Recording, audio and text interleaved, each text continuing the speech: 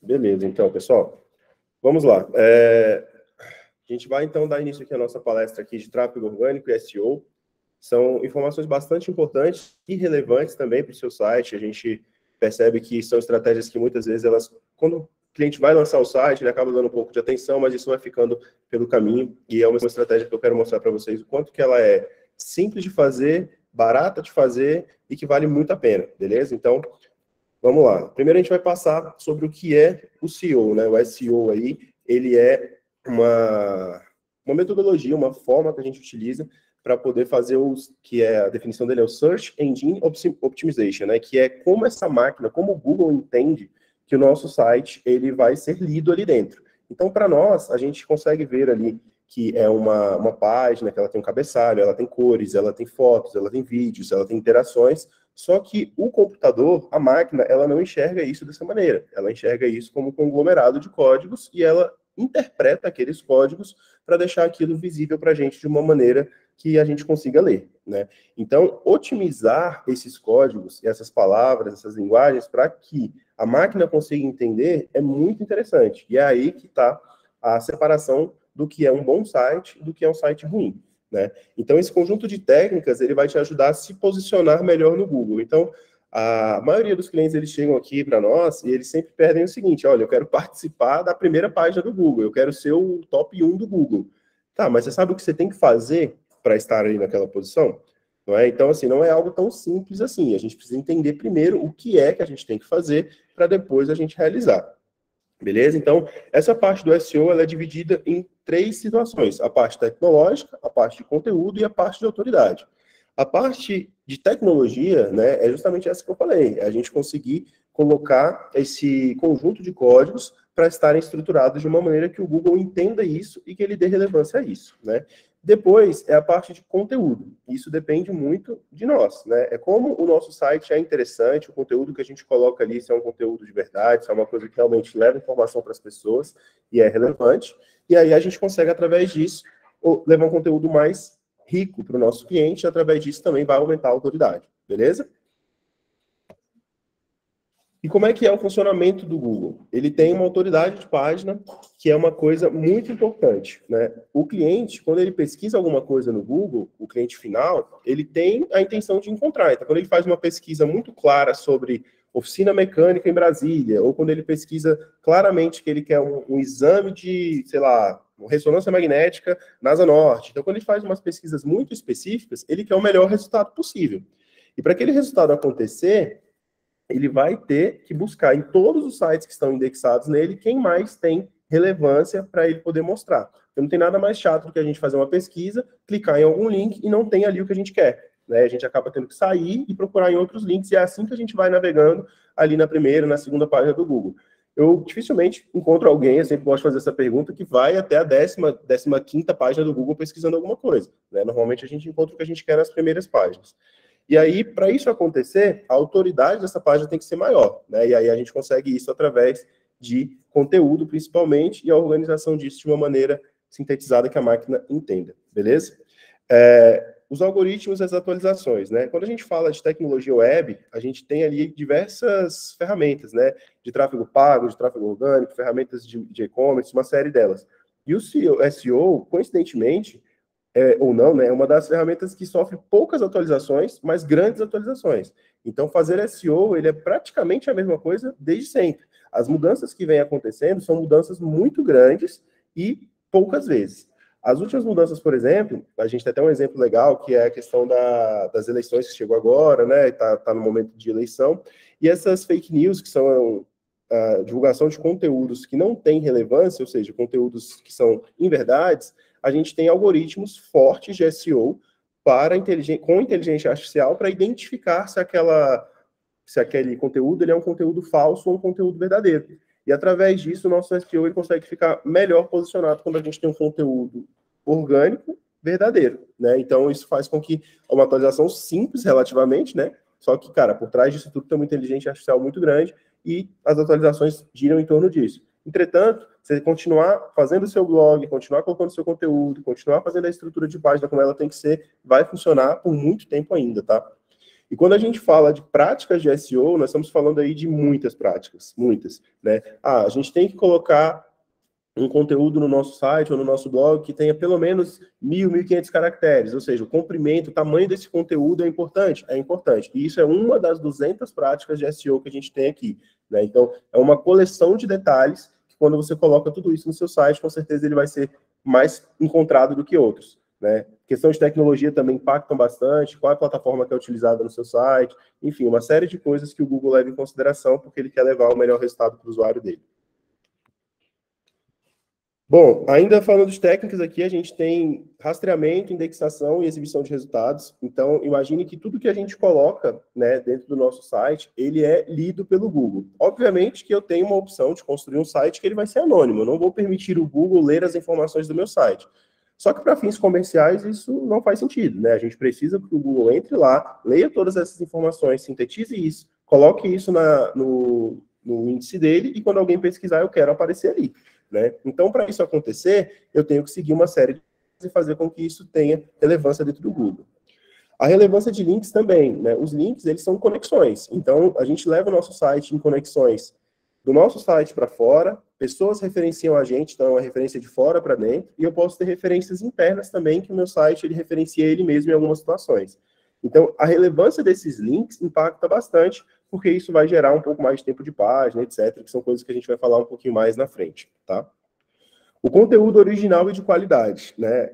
A gente vai lá, fala para o cliente passar o treinamento de cadastro de produto, a gente ensina como tem que ser feito, fala para ele como é que faz o cadastro de produto, e a primeira coisa que ele faz é ir lá no site do coleguinha, copiar a descrição do produto e colar.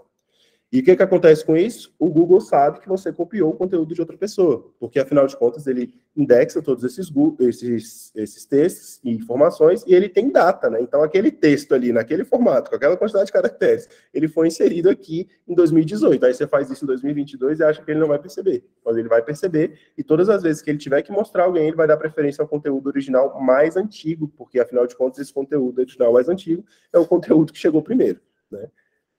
Palavras-chave no título, né? Então, a gente sempre escuta falar de palavras-chave quando a gente fala de anúncio no Google, quando a gente fala de SEO. Palavra-chave é uma coisa muito escutada. E o que é uma palavra-chave, né? Existem as palavras, elas naturalmente têm significados, né? E a gente pega os significados dessas palavras para poder direcionar a nossa pesquisa. Lá no Google Search Console, que a gente vai falar um pouquinho mais à frente também, ele mostra para a gente um ranqueamento dessas palavras. Quantas vezes elas aparecem, a relevância delas, quais que mais pesam, quais que funcionam, quais que não funcionam. Então, essas palavras, elas são muito importantes. E quando você pega uma palavra, por exemplo, a gente fez um projeto do Dr. Saulo, ele estava até escrito, não sei nem se ele está aqui com a gente, mas ele estava inscrito aqui no nosso evento de hoje. É um médico ortopedista. Quando a gente fez o site dele, a gente teve uma preocupação muito grande com o SEO. Né? Então, ele é um médico ortopedista. Então, concorda que a palavra ortopedia, ortopedista, médico, são palavras de grande peso nesse caso? É o que ele faz, é o negócio principal dele, é o core business da coisa. Então, quando a gente coloca essas palavras-chave, ou as principais lesões que ele trata, enfim, são as palavras mais relevantes. A gente coloca isso no título da página, no título do artigo, no título da foto, enfim, tem muita coisa que a gente consegue fazer nos títulos usando as palavras-chave corretas e isso causa uma relevância absurda, tá? Outra coisa também, que foi uma das atualizações que o SEO sofreu um tempo atrás, é a questão de design responsivo. Se você considerar que a gente tem aí pelo menos 20, 25 anos de Google, não se falava em smartphone antigamente. Hoje já se fala smartphone com bastante frequência, muito mais do que desk. Então, a gente tem um design responsivo no nosso site, ou seja, ele se adaptar com qualidade para ser lido no celular, ele com certeza tem uma relevância maior. Imagina aquele sitezinho que a gente faz uma pesquisa ali no seu iPhone, faz uma pesquisa para, sei lá, uma cafeteria em Brasília, e de repente você entra num site que tem aquelas letrinhas bem pequenininhas que você custa ler, você tem que ficar esticando o site todinho para conseguir ler aquele conteúdo. O Google também sabe disso e ele sabe que esse site não é bom o suficiente para estar ali. Então, ele vai dar preferência a mostrar um site que esteja preparado para aquele dispositivo. Para complementar essa primeira parte, existe também uma hierarquia na questão do SEO, em relação às palavras. Então, o título, vamos dizer, ele tem um peso, a descrição tem outro peso, o link que eu coloco na URL, ele tem outro peso, tem um link dentro da imagem, cada um tem o seu peso. Então, é interessante que a gente esteja fazendo tudo certinho mesmo em relação ao SEO. Não só se preocupar com o título ou a descrição do produto, se preocupar com todas as técnicas e o que o Google realmente indica. Perfeito. Inclusive, eu tenho até um documento aqui, da própria Google, que eles relatam todas as técnicas de SEO para você fazer. Então, é muito para você fazer, mas tem todas as técnicas detalhadas pela própria Google. Legal, esse documento é bacana, a gente pode fornecer para os clientes, inclusive as pessoas que quiserem ter acesso a ele. É como eu falei, é uma coleção de detalhes, né? E além disso, essa informação que o Murilo trouxe realmente é bastante relevante. Não só os detalhes, mas o peso desses detalhes. Porque, afinal de contas, né, se a gente conseguir fazer todos eles, ótimo, mas se a gente não conseguir, quais a gente vai priorizar? Certamente o que tem maior peso, né? Inclusive, a ferramentinha que a gente vai mostrar aqui na frente, que é o Yoast, ele mede esse peso, e aí você consegue, através disso, saber se você está, sei lá, 67% com essa página bem otimizada, ou 32%, enfim, conseguir quantificar isso para poder medir esse peso. Beleza? Continuando aqui, tempo de permanência no site. Isso aqui também é uma coisa muito legal, porque uma das formas mais naturais que o Google tem de entender se seu conteúdo é bom ou não, é a quantidade de tempo que a pessoa passa lendo seu conteúdo. Então, se o seu site é bom e a pessoa passa 1 minuto, 2 minutos, 15 minutos, 20 minutos lendo o seu site, certamente o que está ali dentro está interessante. Né? Se fosse algo que não tivesse tão interessante, a pessoa sequer ficaria ali, e aí isso cairia, inclusive, no índice que a gente chama de taxa de rejeição. Né? Tem um tempo ali para você capturar a atenção do seu cliente, caso ele saia antes disso, isso cai em rejeição. Então, medir esses indicadores é muito importante. Tudo aquilo que pode ser medido pode ser melhorado. Se você não está medindo seu SEO, se você não está medindo a quantidade de acessos, se você não está medindo indicadores, como é que você quer melhorar? Né? Então, a gente precisa medir. Quando você quer perder 5 quilos, você vai lá na balança, você se pesa, você faz a dieta, você pesa a comida, você faz tudo. Então, tem que medir. Se você não conseguir medir, você não vai conseguir melhorar. Nomeações dos produtos, das fotos de produtos. Não só fotos de produtos, mas também, para quem tem site institucional, qualquer tipo de imagem no seu site. Você vai lá, sobe uma foto do Dr. Saulo Castro lá no site dele, e a foto se chama IMG 2022-025KB2W. Cara, ninguém sabe o que é isso. Essa informação, ela ali é o título, o nome do arquivo, ele está levando informação nenhuma. Já se a gente pega as palavras-chave principais e coloca ali, isso já vai fazer um peso maior também. Então, uma foto, por exemplo, desse exemplo que eu dei do Dr. Saulo, a gente colocou lá, cara, Dr. Saulo Castro, especialista em joelho, Brasil, ligamento cruzado anterior, cara, colocou todas as palavras que têm relevância ali, né, em uma ordem de peso que a gente acha que faz sentido. Então, isso é uma das coisas que a gente fez também, uma técnica que a gente vai trazer aqui para vocês mais na frente, que é a construção dessas nomenclaturas, tá?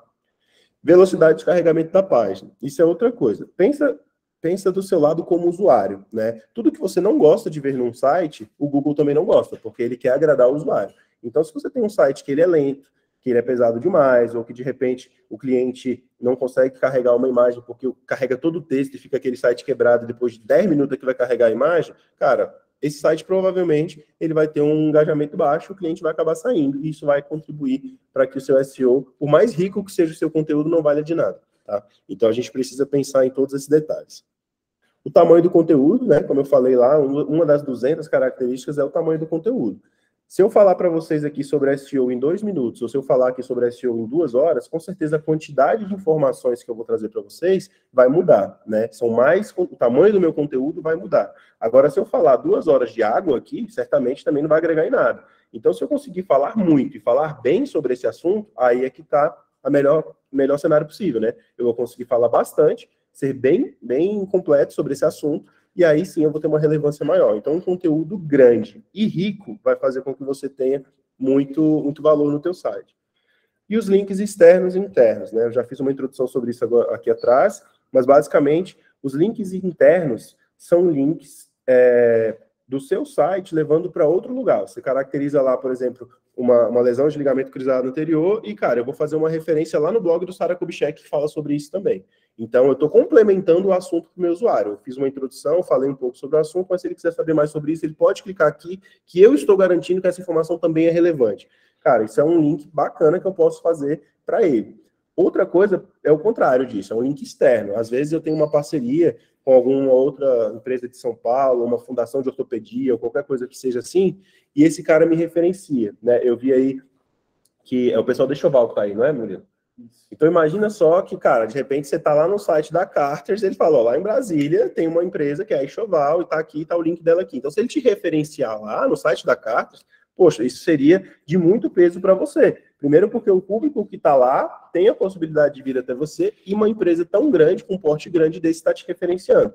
E isso acontece não só com empresas grandes, com empresas pequenas também. Quanto mais referências você tem, um falando do outro, o Google entende que isso é uma coisa positiva também, porque, afinal de contas, indicações são sempre bem-vindas, né? Então, a gente segue nessa linha com os links internos e externos. E uma outra estratégia de link interno também é o fato de você referenciar você mesmo. Então, poxa, eu estou aqui fazendo o meu blog explicando sobre tipos de mamadeira, por exemplo. E aí eu coloco lá e falo, cara, você tem 3 tipos de mamadeira, são esses aqui, assim, esse aqui com bico de um jeito, esse aqui com bico de outro, esse é uma mamadeira pequena, esse é uma mamadeira para viagem, é menor, sei lá.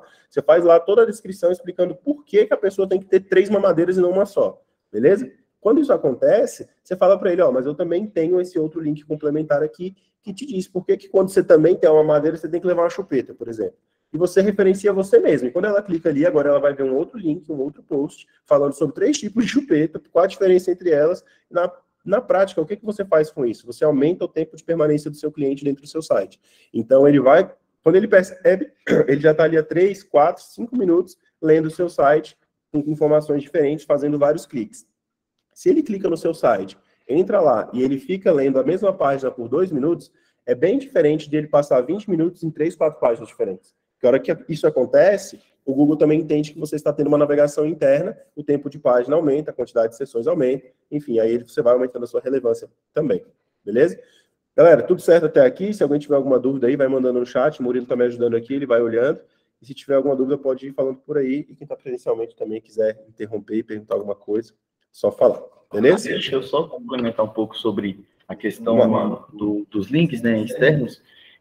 Aconteceu um caso aqui que um cliente nosso fez uma parceria com um blog, né? Tinha um blog, tinha um YouTube e tudo mais. Essa pessoa produzia conteúdo que era relacionado um pouco ao negócio dele. Ele tinha um público comum. Para aqueles insumos para você fazer um sabonete, um shampoo, aquilo tudo. Então, ele fez essa parceria e acabou que gerou vários links, né? Então, gerou vários acessos através desse link externo. Por isso que existe a importância também de você fazer um link bem detalhado para que seu cliente já seja redirecionado e você entender que aquele link que você criou é só realmente o processo que está vindo do blog, é algo mais personalizado e tem a ver também para poder medir também.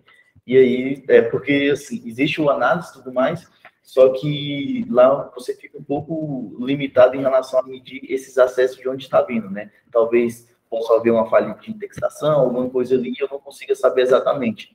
Então, é interessante que você crie até um link próprio, até para que dê uma autoridade maior para a pessoa que está divulgando seu conteúdo, né, para o blog. Perfeito. Eu acho que isso é a grande mágica do digital, assim, sabe? Na prática, quando a gente compara a publicidade de antigamente como é hoje em dia, se você botasse um outdoor na rua, uma placa, as pessoas falam, não, aproximadamente passam por aqui 5 mil carros. Tá, e aí? Desses 5 mil carros, quantos tem 5 pessoas dentro ou quantos tem uma pessoa dentro? Aí o cara que passa dirigindo, ele olha para essa placa ou não? Tipo, você não tem como medir precisamente. E mais do que isso, escolher quem vai ver o teu anúncio, quem vai ver o seu conteúdo. Já no digital, não. A gente tem uma precisão muito maior. Então, assim, uma coisa que eu sempre digo para os clientes também, que é uma dica legal, é o seguinte: se você está fazendo qualquer coisa que seja no seu negócio e é de cunho digital e você não está medindo, está errado. Porque tudo dá para medir. Tudo. Né? Então, é uma informação bastante relevante. Inclusive, falando de medida, né?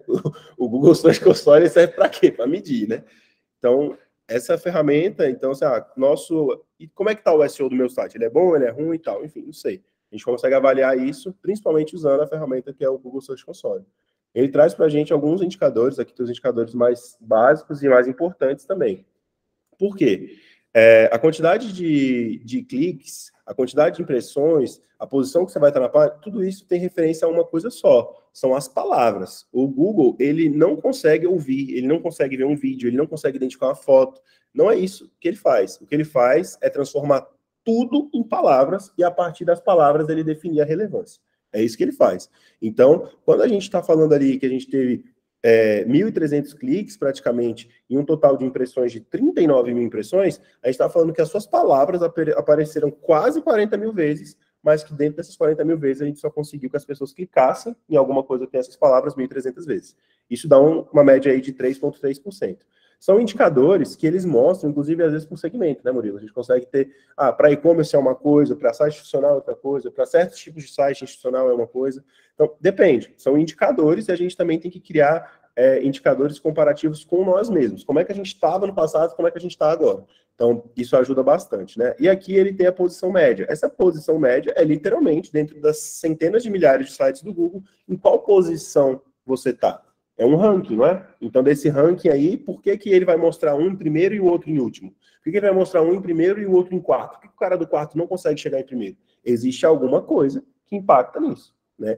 Muitas vezes, pode ser características alheias à vontade do cliente. Tipo assim, o cara que está pesquisando uma cafeteria na Asa Norte, ou em Sobradinho, em qualquer lugar que seja, ele não vai mostrar uma cafeteria em Palmas. Porque, afinal de contas, a relevância geográfica impacta ali, né? Então, tem vários tipos de critério, desde os mais pesados até os mais leves, como, por exemplo, a questão da localização. Você pode fazer o que for, que você não vai aparecer na frente de uma cafeteria na Asa Norte se você está em Palmas. Não tem como, né? Então, tem coisas que a gente tem controle e coisas que a gente não tem. O que a gente tem controle, a gente tem que tentar melhorar. Quer falar um pouco mais sobre o console, Murilo? Os casos, né? Por exemplo, lá eles te mandam uma palavra e aí manda realmente a palavra. Por exemplo, se o seu cliente pesquisa o nome do seu negócio errado, lá vai aparecer errado e aí aparece a posição média e tudo mais. Eu vi num caso de uma cliente, né? Que você pode se confundir um pouco com o nome dela, né? Por exemplo, o exemplo, né? Lá na São Rose, as pessoas pesquisam o nome junto e separado. Então, existe uma divisão muito grande lá. Aí, por exemplo, pesquisam biquínis em águas claras. Aí busca ela. Foi a questão lá que você falou lá da localidade. Então, existe uma série de palavras, né? Que eu tive até mostrando para ela que ela começou a explorar mais. E essa exploração, quando você começa a explorar realmente a palavra, você começa a se ranquear melhor. E essa ferramenta, ela também tem um poder de você fazer o comparativo da palavra, quando você começou a fazer as ações 3 meses atrás. Né? Então, você consegue fazer esse comparativo para ver se realmente a ação que você está fazendo está gerando resultado. Perfeito. Isso é legal, porque, assim, às vezes a gente pode até dentro do próprio texto escrever alguma coisa errada, vamos dizer assim, para quando a pessoa também buscar por algo errado, ela acabar me achando. Né? Por exemplo, esse caso aí da marca, quando a gente pede para o cliente escrever conteúdos e tal, aí ele vai escrever sobre a marca. Né? Aí ele fala assim, não, porque a Sunrose nasceu no ano de 2014, por exemplo. Aí a gente coloca Sunrose ou Sunrose e coloca separado, isso faz com que eu tenha as duas coisas ali dentro do mesmo texto. Isso, com certeza, vai enriquecer o conteúdo. Obviamente, é um detalhe muito simples, mas a gente pode fazer isso centenas de vezes. No caso do Saulo mesmo, ele escreveu o conteúdo todo do blog dele, e eram conteúdos técnicos, porque ele é médico, né? Então, quando isso aconteceu, eu falei, cara, isso aqui não está muito dinâmico assim para o Google ler, tá bem técnico, né? Isso aqui a gente vai, de repente, atrair estudante, de repente. Não é o objetivo? Não, eu quero pessoas que queiram marcar consulta. Não, então vamos deixar esse texto um pouco mais amigável, vamos deixar isso um pouco mais simples, vamos fazer comparações e tal. Cara, no final das contas, a gente conseguiu ter textos muito interessantes e o posicionamento de SEO dele é absurdo. Né? Ele consegue, quando você pesquisa o nome dele, é capaz de você ver o anúncio, ele embaixo do anúncio, a terceira página dele embaixo do outro anúncio. Então, assim, tá bem sintetizado. Tá, agora. Falando até do próprio Saulo, outra estratégia também que ele fez que foi muito interessante em relação a SEO foi ter comprado vários domínios, né? Porque é uma das coisas mais importantes para você trazer autoridade para o site. Então, ele comprou ortopedista em Brasília, ele comprou uma série de domínios só para que fosse complementar, fosse referencial a ele mesmo. Então, todos esses domínios, de certa forma, funcionavam como um subdomínio que redirecionava para um site só. Então, por isso que eu falo essa questão de ele aparecer em primeiro, segundo e terceiro, porque ele fez essa estratégia também de domínio, que é uma das coisas, né, se for olhar no peso, é a coisa que tem o maior peso, né, sendo um dos principais motivos ali de elevar o SEO, que é a questão do domínio. Essa estratégia, ela é um pouco mais cara, mas ela funciona, porque na prática ele teve que construir o site principal dele e ele construiu mais 3 páginas além da dele, e aí nessas 3 páginas ele referencia ele mesmo. Né, quando ele fez uma página só para falar de um tratamento que é a lesão de ligamento cruzado anterior. Então, nessa página só falava disso. E no final tinha assim, se você quiser saber mais sobre esse assunto, clica aqui para você ter um conteúdo completo. E aí você saía desse domínio e ia para o domínio principal dele. Então, ele usava link externo nesse caso. E quando E também tinha outras coisas do tipo assim, tá, tô falando aqui de ligamento cruzado anterior. Quem tá falando sobre isso? O Dr. Saulo Castro. Quer saber mais sobre esse médico? Clica aqui. Então, tipo, sempre tinha referências para conteúdos diferentes e vários links de saída. Isso também deu um peso bastante grande para ele na questão orgânica. Beleza. E tem o sitemap também, né, que é uma informação bastante importante. Ele, basicamente, o que ele faz? Ele vai pegar os arquivos do site e vai fornecer informações sobre tudo que tem no seu site para o Google, né? Então, imagina que, como eu falei, o Google ele não sabe o que é uma foto, ele não sabe ver um vídeo, ele não sabe nada disso. Ele transforma tudo em palavras. E o sitemap, ele sintetiza o teu site no XML, um arquivo, né, que é totalmente codificado, e manda isso para lá para poder sintetizar. Lá embaixo tem um exemplo. Uma entrada de vídeo de sitemap pode especificar, por exemplo, a duração desse vídeo, a nota desse vídeo e a classificação etária dele. Então, são coisas que você transforma em texto e, a partir desse texto, a gente consegue, sim, sintetizar e colocar ele ali na posição que a gente quer. Dependendo, quanto mais rico conteúdo, a gente vai conseguir posicionar melhor e assim por diante. Beleza? E aqui está a ferramenta que eu comentei com vocês mais cedo, que é o Yoast, né? O Yoast é uma ferramenta que foi construída especificamente para fazer análise de SEO do site. Ela tem algumas formas de trabalho, uma delas é com plugins, né? Então você conecta isso dentro do seu site, é uma ferramenta que você instala dentro do seu site. Para pessoas que usam o WordPress é bem fácil, a gente instala ela lá. Ele tem duas versões, uma paga e uma gratuita, mas a versão gratuita já te dá muito recurso, né? E aí ele tem esse exemplo aí, ele fez uma varredura lá e ele trouxe alguns exemplos. Ele funciona literalmente como um farol de carro, né? Você está vendo ali que ele está verde, amarelo e vermelho. Então tudo que está vermelho está naturalmente errado, né? O que está amarelo está aceitável, então se acelerar dá para passar, e o que tem verde está ok. E aí, quando a gente vai verificando o que ele mostra o que está errado. Então, por exemplo, cara, o link de saída é uma coisa que está ausente nesse site. Então, nenhum link está aparecendo aqui. Adicione alguns. Então, você volta lá no seu texto e pensa criativamente como você poderia incluir alguns links de saída. Ah, criei 1, 2, 3 links de saída ali, aí ele analisa de novo e fala, opa, parabéns, você já fez essa parte, agora você saiu do 32 para o 37. Agora tem outras coisas para você fazer. Link interno, tamanho da frase, tamanho da meta-descrição. O que é a meta-descrição? É aquela descrição curta, aquelas 2, 3 frases ali, que quando você aparece lá no Google, aparece o link e embaixo tem uma descriçãozinha rápida para você meio que pré-ler aquele conteúdo. Então, aquilo é uma meta-descrição, aquilo ali chama a atenção de alguém. Você tem que melhorar essa meta-descrição. Se as palavras-chave não aparecem ali, por que diabos ele vai mostrar isso para os outros? A gente tem que conseguir que essa palavra-chave apareça com muita frequência. Falou do tamanho do texto. O tamanho do texto contém 138 palavras, e isso é muito abaixo do mínimo recomendado, que é 300 palavras. Ele está falando do tamanho do conteúdo aqui. Então, tem que colocar mais conteúdo, e lembrando, não é encher linguiça, né? Se o conteúdo for bom e for grande, melhor coisa possível, beleza? E assim por diante. Então, ele vai dando para a gente dicas de como melhorar isso. E, cara, é bem tranquilo de fazer, é trabalhoso, mas é algo simples. Isso é sobre um produto, né? Que é um exemplo aqui tá de um produto, né?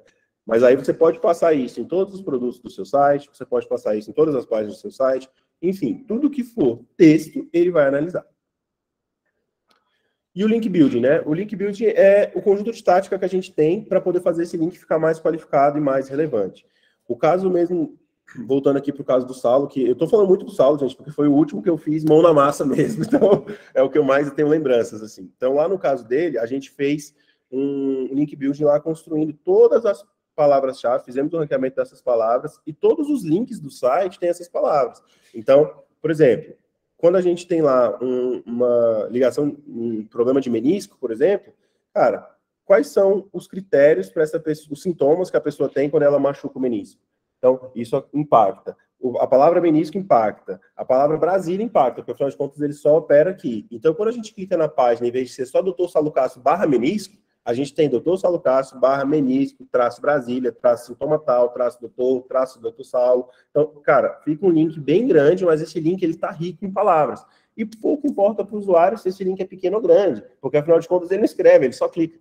Se ele tivesse que escrever tudo aquilo, talvez fosse mais difícil, mas ele não tem que escrever, ele só tem que clicar. Então, a gente acaba colocando isso ali e isso, com certeza, aumenta a autoridade do domínio, beleza? E uma boa estratégia também é fazer uma prospecção de backlinks para que você possa encontrar as palavras-chave. Essa dica aqui é porque, cara, se você observar principalmente os concorrentes, você vai entender como é que eles fazem. E, normalmente, se você concorre com ele, porque você é ortopedista, ele também é, porque você tem uma loja de bebê, ele também tem, porque você tem uma cafeteria, ele também tem, Cara, então se vocês concorrem no mesmo mercado, naturalmente as palavras-chave de vocês tendem a ser as mesmas. Então, quem vai sair na frente? Quem usar a melhor ferramenta? Fechou? Quer complementar alguma coisa de SEO, Murilo? Podemos ir para o tráfego orgânico? Não, a gente pode ir para o tráfego orgânico, mas só mostrar a importância mesmo do SEO, né? E mostrar que é um trabalho contínuo, que você tem que estar fazendo a cada dia. Por exemplo, um cliente que tem um RP integrado, é interessante que ele faça realmente um cadastro de produto mais demorado, um modelo, porque ele vai fazer essa exportação para todas as plataformas de vendas, né? Então, isso vai servir para o site principal dele, para o marketplace, e isso vai ajudar bastante ele lá. Porque se você faz uma descrição bem feita, isso vai ajudar tanto a ranquear você no seu site, como também no marketplace, porque chega lá, aparece só um link do seu produto. Então, isso vai te ajudar das duas formas. Por isso que eu recomendo que vocês invistam um pouco mais de tempo e qualidade nessa criação e nesse cadastro dos produtos. Show de bola, é isso aí. E quando a gente fala de e-commerce, principalmente, a gente tem que levar isso bastante em consideração, né? Teve uma situação aqui que a gente vendeu um projeto de e-commerce para uma ótica, né? E uma ótica focada em óculos de sol. E o cliente cadastrou todos os produtos, né? Cadastrou num tempo até razoável para a gente poder fazer o lançamento do site.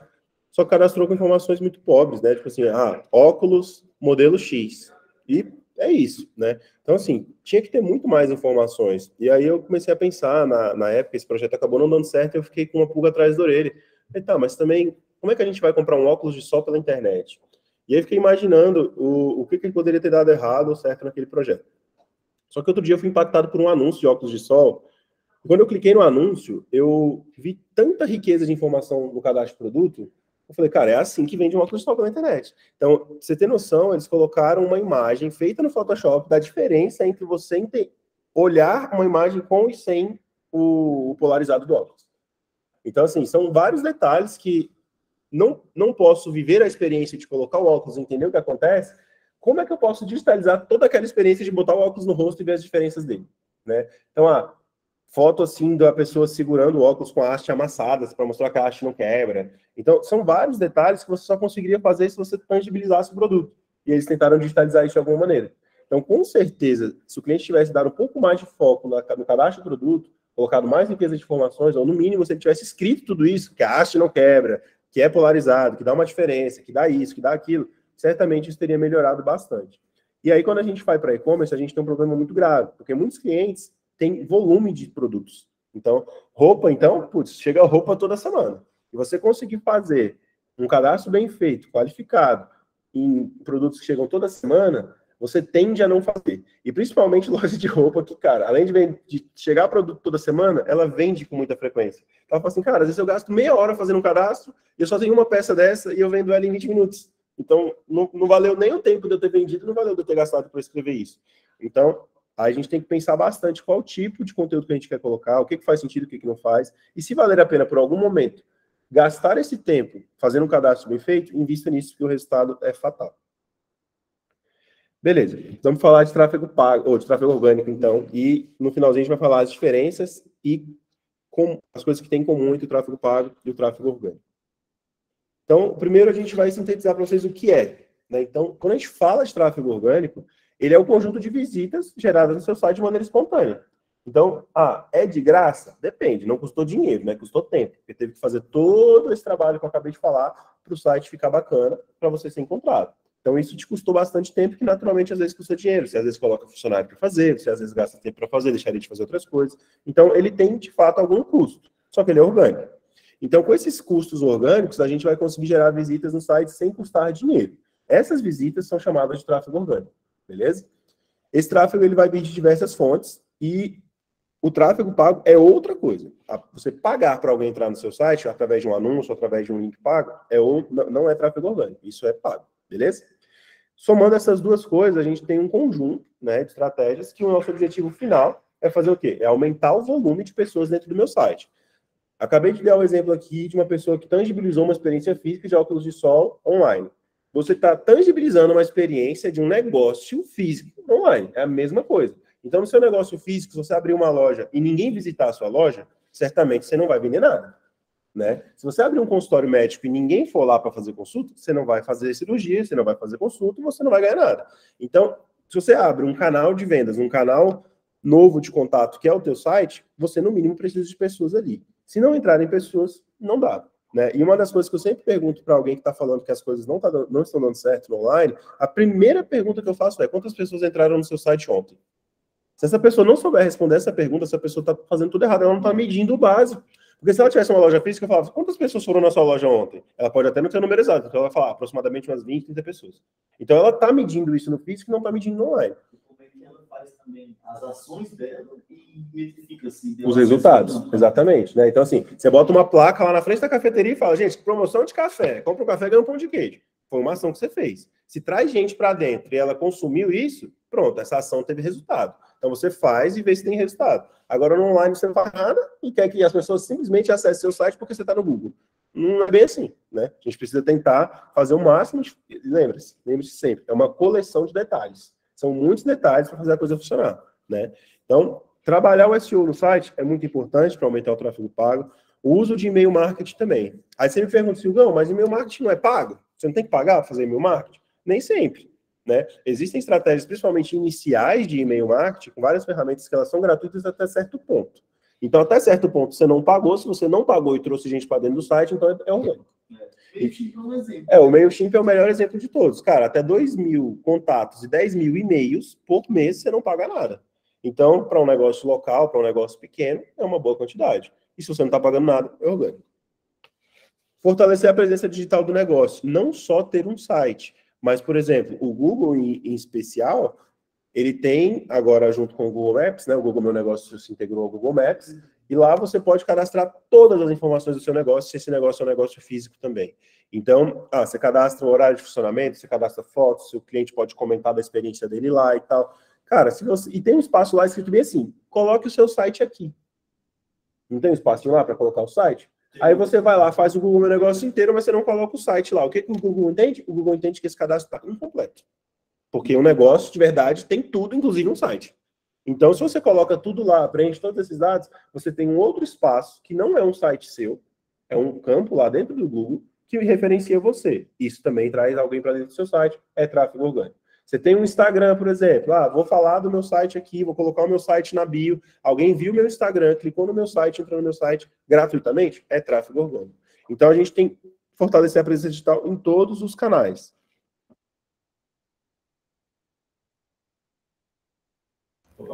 Pessoal, só falando dessa questão aí do exemplo que o Google deu do Google Negócio, imagine assim, se tudo não está relacionado, não está integrado entre si, por exemplo, se eu não chego lá no meu Instagram e coloco um link do meu site, mesmo que seja pelo Linktree, se eu chego no Google Meu Negócio, eu tenho um site, tenho um Google Meu Negócio, não coloco o site lá, o Google vai entender que vocês não são a mesma coisa.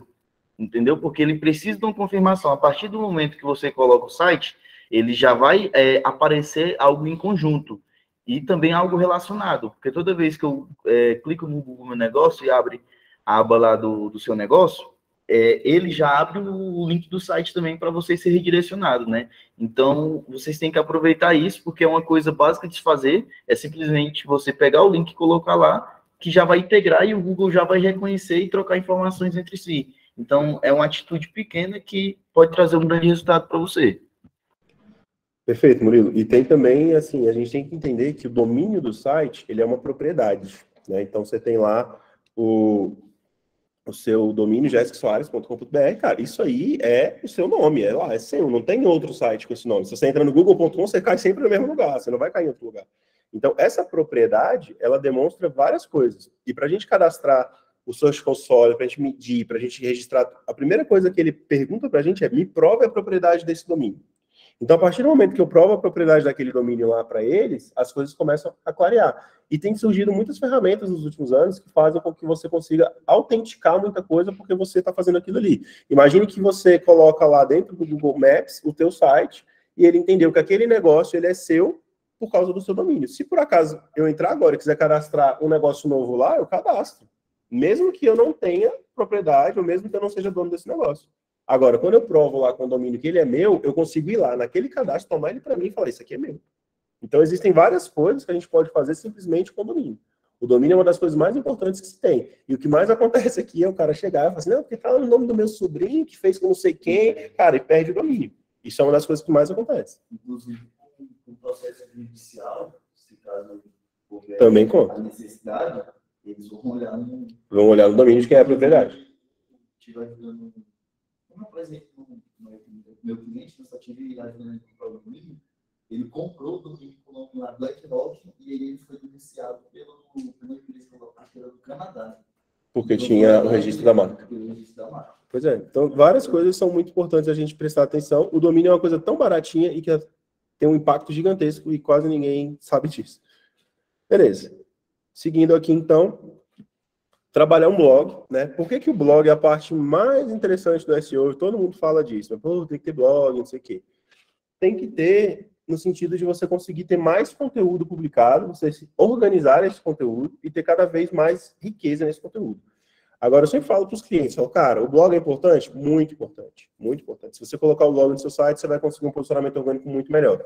Agora, postar um blog lá para ficar 6 anos sem postar nada, talvez não seja interessante. Isso do ponto de vista do seu público, porque se você tem leitores ali, pessoas que gostam do seu conteúdo, que veem isso acontecendo, tem conteúdos que, cara, são mais estáticos, mas tem certos tipos de negócio que exigem uma postagem mais frequente. Então, é compromisso, né? Se você divulga lá, por exemplo, no canal no YouTube, que você vai postar vídeo segunda, quarta e sexta, então, cara, o seu público está esperando vídeo segunda, quarta e sexta. Então, se você fala que você tem posts novos no blog a cada semana, cara, você tem que ter posts novos lá no blog a cada semana. Então, é uma questão muito de decidir o que você quer ou não fazer. Ah, quero simplesmente expor aí uma quantidade boa de conteúdo no início e não vou mais mexer nisso. Tá, tudo bem, eu recomendo que às vezes você reescreva isso de um jeito diferente, reposte novamente e fique fazendo pelo menos com uma frequência um pouco maior do que 6 em 6 anos. Né? Então, é importante colocar. Se expor nas redes sociais, o Murilo comentou aqui nesse exemplo dele um pouco disso também, eu dei o exemplo do Instagram. Então, vocês terem todos os canais é muito importante. Principalmente se a gente, obviamente, a gente vai primeiro para os tipos de canal que o nosso cliente está, né? Tem um público-alvo, exemplo, sei lá, se eu trabalho com algo para idoso, cara, certamente o meu público não está no TikTok, né? Então, assim, depende. Eu tenho que ver qual tipo de negócio eu tenho e onde está o meu público. Entretanto, estar em todos os canais é uma coisa que é muito importante.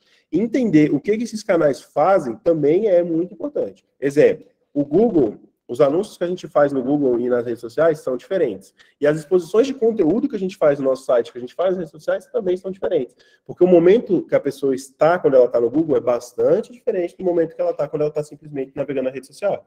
No Google, ela está buscando por algo, então ela tem uma necessidade real daquilo que ela está buscando. Já na rede social, não, ela está sofrendo impressões ali, ela está vendo, está sendo impressionada com aquilo, e se alguma coisa fizer sentido para ela, ela vai clicar. Né? Então, o momento que a pessoa está é muito importante. Aí você pega uma ferramenta super poderosa como o Google, que pega o seu cliente num momento de compra, e você não aparece, quem aparece é o seu concorrente, tá? Se você não está aparecendo lá, pode ter certeza que tem outra pessoa aparecendo no seu lugar. Porque gente para expor no Google que não fala. E expõe o seu conteúdo e o seu produto para outras plataformas, que basicamente é o que a gente acabou de falar, só que se a gente trazer isso mais, por exemplo, de e-commerce, a gente está falando também de você ter o seu site, é importantíssimo você ter o seu site, é importante ter a loja virtual, mas por que você não está no Marketplace, por exemplo? Você também tem que estar lá, né? Quando a gente fala de Marketplace, nós estamos falando de 80% das compras que acontecem no Brasil acontecem dentro de Marketplace, mas não, você quer ficar dentro de 20%. Nossa, tem que estar em todos os canais. Então, mas o meu negócio não dá certo no Mercado Livre, não. Então, beleza, usa isso para fazer marketing a seu favor. Vende produto com 0 lucro para você ganhar um cliente novo e mandar um cartão para ele. Né? Utiliza diversas estratégias para isso acontecer, mas simplesmente decidir estar fora é uma presunção muito grande. Só para dar um exemplo aqui, pessoal, que aconteceu, tinha um cliente nosso aqui que o objetivo dele era vender mais na plataforma própria do que no Marketplace. No Marketplace ele já vendia bem, era um vendedor bem ranqueado, tudo mais, conseguia ter um fluxo lá de vendas muito bom dentro do Marketplace.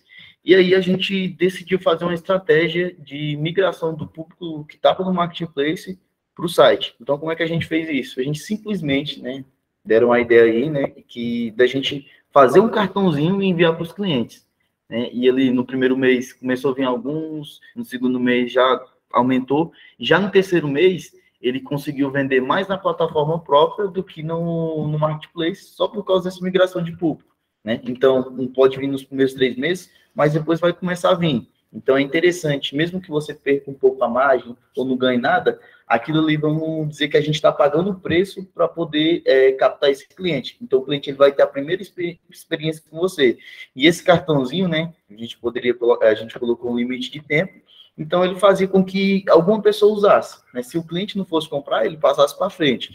Então, isso, ao invés de a gente atingir uma pessoa só, a gente atingiu 2 ou 3 que eram do ramo do meio com que esse cliente vivia, né? Então, por isso que é interessante a gente fazer essa migração, né? A gente paga o preço, mas também ganha um cliente e tem a primeira experiência com a gente de compra, né? Ele vai conhecer o produto e, com certeza, com esse cartãozinho, a gente entregando a experiência, pode ter certeza que a próxima compra dele vai ser direto no site.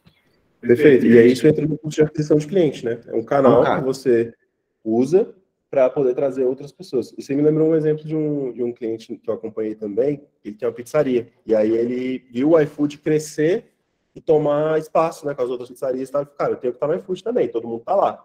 Mas como é que eu vou fazer para estar lá se os caras, para entregar com a moto deles, me cobram 27%? Aí mais o imposto. Cara, eu não tenho margem para isso.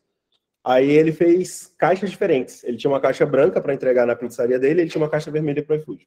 E na caixa vermelha do iFood estava escrito assim: da próxima vez peça no site, é mais barato. Da próxima vez me liga aqui que é mais barato. E aí ele começou a fazer isso. Então o cara que pedia a pizza dele a primeira vez e não conhecia, começou a conhecer pelo iFood. E na próxima vez ele ligava lá para pedir direto. Tem muita gente que não pede, porque o iFood é muito prático, tá tudo conectado, você, né, não precisa ficar no cartão, etc. Então, tem muita gente que não pede, mas ele conseguiu converter uma boa quantidade de clientes para lá. E aí, no fim das contas, eu te pergunto, ele está fazendo marketplace ou ele está fazendo marketing? O iFood virou uma ferramenta de publicidade para ele. Totalmente. Ele pega e divulga o negócio dele dentro do iFood. Então, isso é uma das coisas que a gente, às vezes, entende que o copo pode estar meio cheio ou meio vazio. Se achar que o Mercado Livre é seu concorrente, às vezes ele pode ser um aliado. Então, a gente tem que entender, basicamente, como que isso funciona para o nosso negócio. E, enfim, os consultores das ações estão aqui para ajudar em relação a isso também. E, beleza. Vamos chegando ao fim aqui da nossa apresentação. Uma das coisas que a gente quer deixar bastante claro e diferenciar é o tráfego orgânico versus o tráfego pago, né? E esse slide, para mim, na verdade, ele é bastante simples de explicar, porque ali, apesar da imagenzinha estar colocando ele se confrontando ali, né? Não existe isso. A prática é, se você... Não, eu não vou depender de tráfego orgânico, não, porque isso dá muito trabalho, eu vou simplesmente fazer meu negócio, botar meu produto, fazer anúncio, eu vou botar o anúncio na minha precificação, e é isso aí. Cara, muito possivelmente, o que vai acontecer? Se você trabalha só com tráfego pago, você não vai ter margem. Você vai acabar tendo um retorno sobre investimento muito baixo, você vai gerar muito volume de venda, você vai faturar 50 gastando 50. Não vai resolver nada. Então, a gente precisa unir as duas ferramentas. Porque se você também falou, não, eu não vou gastar com anúncios, minha loja vai ser totalmente orgânica, eu vou fazer parceria com blogueiro, tá, beleza. O que vai acontecer? Essa estratégia, ela leva tempo. E muito possivelmente você não vai ter fôlego para aguentar esse tempo acontecer, né? Porque, afinal de contas, os custos não vão parar. Boletim da Cisco vai chegar, boletim do domínio vai chegar, todos os boletins aí, todo mês. Então, assim, você não vai ter fôlego para isso acontecer. Então, se você une essas duas ferramentas, aí sim a coisa tem uma tendência maior de rolar, né? E sem contar que o tráfego orgânico, quando acontece uma venda orgânica no e-commerce, por exemplo, essa venda orgânica é a sua maior fonte de informação do seu público-alvo para você anunciar para essas pessoas. Então, você tem que usar as informações de um lado e do outro lado. Ah, vendi uma venda aqui para uma mulher de 25 anos, tem 2 filhos, mora em tal lugar. Cara, toda a característica orgânica que chegou é a persona que, se você anunciar, você vai achar outras Marias dessa. Então, cruzar essas informações é fundamental. Fazer uma ou fazer a outra, em 10 anos de carreira, eu nunca vi nada que funcionou nesse sentido. O cliente só faz orgânico ou só faz pago. Ah, a gente tem um caso aqui extraordinário da Luana da Pirulito, que, putz, vende muito, muito. E vende muito aonde? Organicamente. Usa o Instagram, faz sei o quê, vende muito. O dia que conectou para fazer anúncio foi o maior ROI que eu já vi, de 18. Investia R$1, faturava 18. Então eu te pergunto, não, mas esse cliente ele dava certo só com tráfego orgânico? Dá. Na hora que ele botou os dois juntos, ela exponenciou. Então, assim, eu nunca vi um negócio que dá certo ou só com pago ou só com orgânico. É sempre a união dos dois. Beleza? Bom, acho que é isso. Quer complementar alguma coisa, Murilo? Quero. Pessoal, só queria trazer um pouco mais, assim, para sobre a importância de você estar aplicando isso, né? Tive um exemplo aí do evento passado, onde o João da Guarda-Roupa Mariana, ele decidiu fazer a implementação do CRM, né? Então a gente viu melhor o CRM para ele, fizemos as implementações e também aplicamos as estratégias e deu super certo, tá? Algo super site dele, e a gente vai só aumentar o grau CRM, mais robusto, mas já é algo que se tornou primordial no negócio dele, a questão do CRM. Então, só queria trazer a importância mesmo de você estar ali aplicando. Veio outro cliente também que participou do evento, que foi o Porto, né? Ele também vai fazer a aplicação do CRM, então queria trazer isso para vocês mesmo, né, para vocês estarem aplicando tudo que vocês viram nessas apresentações aí, porque está trazendo resultado, né? Se a estratégia do Drone lá ficou consolidada e algo primordial no negócio dele, né, pode também se tornar primordial e consolidado no negócio de vocês também. Eu estou aqui para ajudar vocês nisso, né, inclusive para botar mesmo a mão na massa, igual eu fiz no caso aí desses dois clientes aí, onde eu peguei, configurei tudo certinho, ajudei a fazer importância de contato para rodar tudo certinho e já aplicamos as estratégias lá também, tá? E é um exemplo bom esse, inclusive, né? Por exemplo, um CRM sem dados não é nada. E aí você pega os dados colecionados do tráfego pago, os dados colecionados do tráfego orgânico, e consegue juntar isso tudo dentro de um CRM para fazer outra estratégia, que é um pouco mais madura, né? Negócios que começaram agora provavelmente não vão conseguir tanto sucesso com CRM, mas é importante desde já ia colecionando esses dados. Legal. Pessoal, então foi isso. Obrigado pela participação de vocês. A apresentação foi bem legal. Parabéns, viu, Murilo? A apresentação ficou bem completa, ficou bem legal. E, cara, se vocês tiverem alguma dúvida, a gente está aqui para ajudar, o serviço de CS está aí para isso também. E qualquer dúvida específica sobre SEO, a gente pode também responder para vocês agora. Se tiver alguma dúvida aí, quiser mandar no chat, podem ficar à vontade. Do contrário, a gente vai encerrando por aqui, tá?